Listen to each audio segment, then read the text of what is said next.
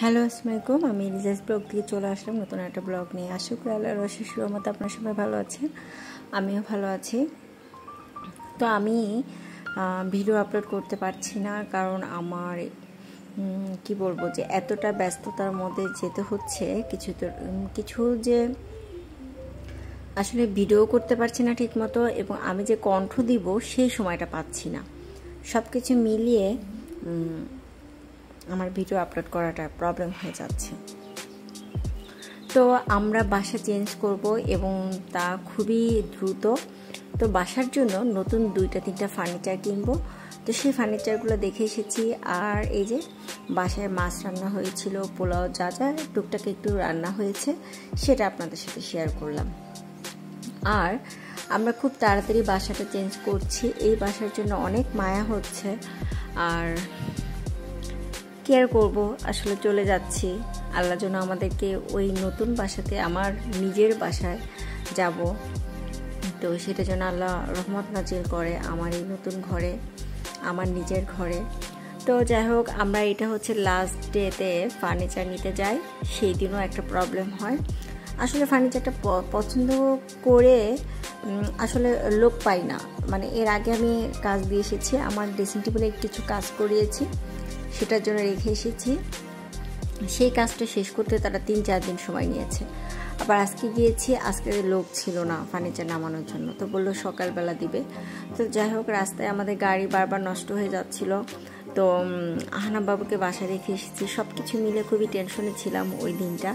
আর আবরার বাবু ক্ষুধায় খুবই কান্না করছিল। তো আমরা এখানে চুই ঝাল রেস্টুরেন্টে এসেছি খাবার খেতে, কিন্তু অনেক রাত হয়ে যাওয়াতে তেমন একটা খাবার ছিল না, খাবারের কোয়ান্টিটি ছিল না, বাট যা ছিল সেটা দিয়ে আমরা খেয়ে নিয়েছি। আর এই যে আমার 2 বাচ্চা, তারা খুব মজা করেছে এবং আমরাও আসলে ভালো একটা সময় পার করছি। তো যাই হোক, তো খাওয়া দাওয়া শেষ করে তারপরে আমার মন পড়ে আছে বাসায়।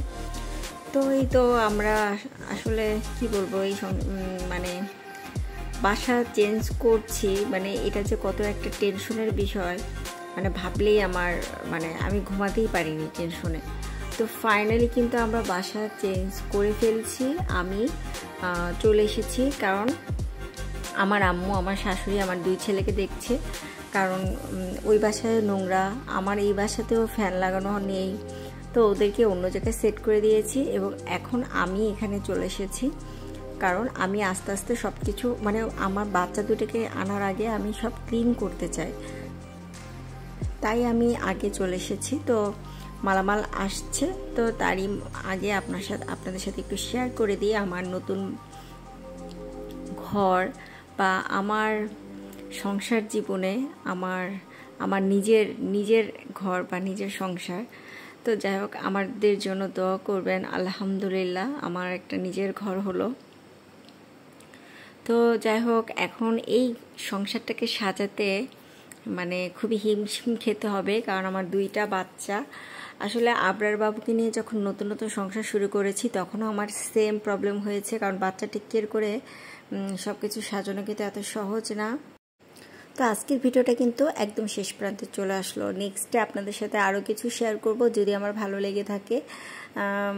যতটুকু আপনাদের সাথে শেয়ার করতে ইচ্ছা করবে ঠিক ততটুকুই শেয়ার করব। তো আজকের ভিডিওটা এখানে শেষ করছি। আমার জন্য দোয়া করবেন, আর আমার নতুন সংসারে, আমার নিজের ঘরে এসে আমি কি করছি সেটাও আপনাদের সাথে শেয়ার করব।